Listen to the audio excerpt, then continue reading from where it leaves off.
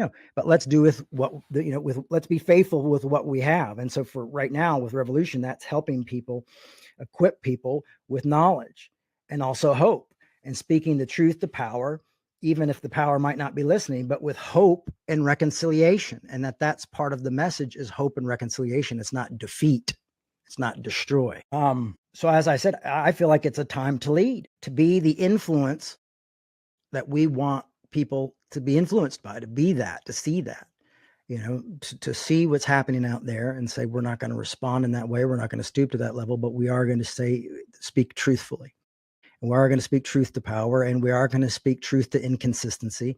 And we're going to do the best to walk that line of compassion and love and grace and faith and hope, that the Bible talks about, that Dr. King talked about, that Malcolm X in his later career talked about. These great civil rights leaders, we can learn so much from them. But to lead right now is a desperate need, and desperately needed for change. And I believe now is that time. I really do hope. So, that was really my talk today. But I want to say again, like, if you want to see change, please support our work, or at least someone else's work who you see leading the charge. So we can do more, so they can do more, so we can be better organized. And, finding others who are working for a better future for humanity, not just a certain group of humans, but for all people. Revolution is here to try to be proactive and to educate, so we can have the tough conversations. And like I said, I wrote down here, I'd love to be able to do more and meet with more folks, and sit down and have conversations with like-minded leaders, and that's what, and I wrote, that's why we need your support. And so we can let more folks know about this work and find out better ways that we can stand up and tell the truth, that we're not going to say, we don't want to live in a divided world anymore. We don't want to see people treated like this anymore. We don't want to see the scapegoating consistently. What we do want to see is a place where people can be human and be free to be human and free to live life well and to love each other and disagree well and argue well without destroying one another. Where no one is the enemy. The only thing that really is the enemy is misinformation, and that we can have those conversations. And there will be time where compromise has to be involved. I mean, that was one of the greatest things about the peace agreement and the Good Friday Agreement in Northern Ireland, is they came together and a lot of different people had to make sacrifices to compromise to find peace, but they found peace in the Good Friday Agreement. They ended a 30-year civil war.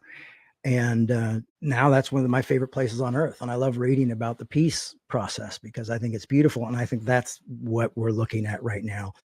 And I'm afraid, like, we don't desperately need a John Hume right now, but I'm afraid in a year or two, we're desperately going to need people like John Hume. We're definitely going to need people like Martin Luther King again, because we seem to be headed in a very dangerous, scary direction. And it would be great for us to be better organized and willing to work together and having these conversations and slowing this movement down. It seems like we have to continue to remind each other of justice. We have to continue to remind each other of grace and forgiveness. I think a lot of us felt, and I did too, even when Trump was coming into the second time, I was like, well, we've got a lot of ground. We have a lot of justice. Justice has done a lot in this world. There's things we're not going to lose. And then all of a sudden seeing these things fall apart and fall aside to almost like a comedic administration that just seems like more of a reality show than actual humanity. And that seems to be the place we find ourselves in. So that's kind of my talk today and kind of my reasoning for where we're going and where we're aiming. And like I said, we'll continue with context, we'll continue with scholarship, but I would love to do more with social justice work. I'd love to be out and have my feet on the ground and speaking to people, encouraging people and bringing people together to stand up for humanity.